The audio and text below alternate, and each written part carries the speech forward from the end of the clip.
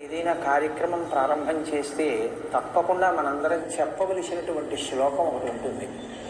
ఏదైనా ఒక పెద్ద కార్యాన్ని ప్రారంభం చేసే ముందు, ఆ రోజు దినచర్యని ప్రారంభం చేసే ముందు పూజా కార్యక్రమంలో మొట్టమొదటి పూజలో మొదట చెప్పవలసిన శ్లోకం సుముఖశ్చైకదంతశ్చ కపిలో గజకర్ణకః లంబోదరశ్చ వికటో విఘ్నరాజో వినాయకః ధూమకేతుర్గణాధ్యక్ష బాలచంద్రో గజాననః వక్రతుండ శూర్పకర్ణో హీరంబ స్కందపూర్వజ షోడశైతాని నామాని ఎప్పటే జూయాదపి విద్యారంభే వివాహే చ ప్రవేశే నిర్గమే తథా సంగ్రామే సర్వకార్యేషు విఘ్నస్తస్య న జాయతే.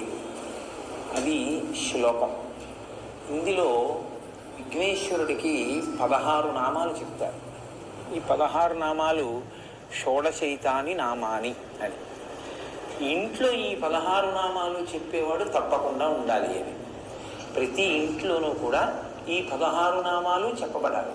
చెబితే మిగిలిన వాళ్ళు వినాలి. అంటే ఈ శ్లోకాన్ని ప్రతిరోజు పైకే చదవాలి అని